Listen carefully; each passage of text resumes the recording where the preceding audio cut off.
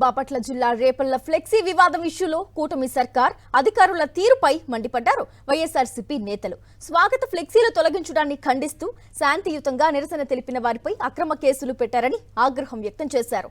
రేపల్లెలో నియంత పరిపాలన కొనసాగుతోందని, కూటమి అక్రమాలకు స్థానిక సీఐ మద్దతిస్తున్నారని ధ్వజమెత్తారు. ఎన్ని అక్రమ కేసులు పెట్టినా భయపడే ప్రసక్తే లేదని తేల్చి చెప్పారు వైఎస్ఆర్సీపీ నేతలు. ఏ పొలిటికల్ పార్టీ అయినా ఒక ప్రోగ్రాం చేసుకున్నప్పుడు ఆనందంగా వాళ్ళ నాయకుల యొక్క ఫోటోలు, వాళ్ళ నాయకుల యొక్క ఫ్లెక్సీలు, వాళ్ళ నాయకుల యొక్క అభిమతానికి అనుగుణంగా స్వాగతాలు ఏర్పాటు చేసుకోవటం అనేది పరిపాటి. మేము అధికారంలో ఉన్నప్పుడు ప్రతిపక్షంలో ఉన్నటువంటి పార్టీలు చేసినాయి, మేము ప్రతిపక్షంలో ఉన్నప్పుడు అధికారంలో ఉన్న పార్టీలు చేసుకుంటా ఉన్నాయి. ఎవరిని కాదనేది లేదు.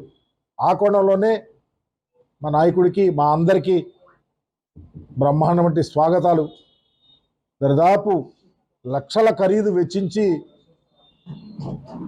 స్వాగత ఏర్పాట్లు చేసుకున్నటువంటి పరిస్థితిని కూడా రేపల్లిలో చూసాం. బ్రహ్మాండం వంటి ప్రోగ్రాం జరిగింది.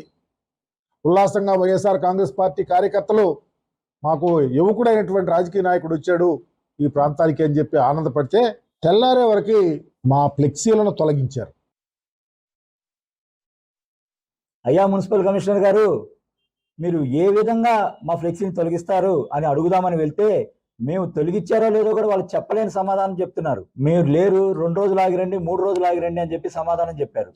చెప్పిన తర్వాత వాళ్ళకి ఒకటే అడిగాం, ఒకవేళ మున్సిపల్ కమిషనర్ గారు లేకపోతే ఎవరైతే ఉన్నారో వాళ్ళు వచ్చి మాకు రెస్పాన్స్ ఇస్తే మేము మీకు రిప్రజెంటేషన్ ఇచ్చి వెళ్తామని కూడా చెప్పాము.